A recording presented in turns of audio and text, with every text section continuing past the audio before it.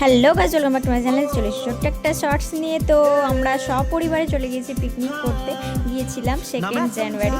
তো তোমরা দেখতেই পাচ্ছ আমরা এখানে আয়রন হল্টের নিচে যে রাস্তা দিয়ে, যেটাকে বলে শালবন, সেই জায়গাটায় গিয়েছিলাম। ইউটিউবে শর্টসের টাইমিং এখন 3 মিনিট করেছে, যেটাকে তোমরা জানো। গাড়িতে এতজন বসেছে, পুরো আটাআটি হয়ে গেছে।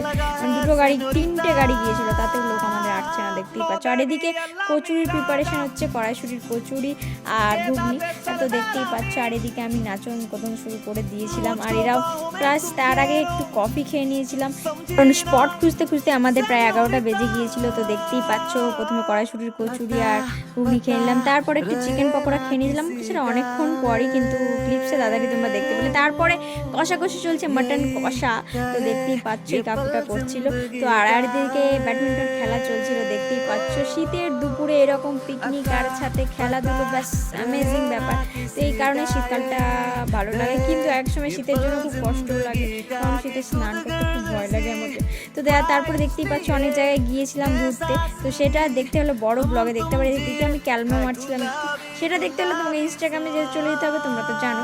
আর তারপরে খেতে বসে পড়ে গিয়েছিলাম। খাবার মেনুতে ছিল ফ্রায়েড রাইস, তারপরে আলু ফুলকপির তরকারি, মাটন, আর হচ্ছে চাটনি, পায়েস না, সরি শর্টসটা এডিট করতে করতে আমার মুখে প্রশান্ত মহাসাগর বয়ে যাচ্ছিল, তো সেই জন্য সেটা ভুল করে বলে ফেলেছি, সেটা হবে দই। তারপরে দেখতে পাচ্ছি একটু নাচ গান হয়ে গিয়েছিল। আর এটা বড় ব্লগ, অবশ্যই দেখো, অনেক কিছু ইন্টারেস্টিং মজা তোমরা দেখতে পাবে, কি কি করেছি আর কি কি ছ্যাবলামি করেছি।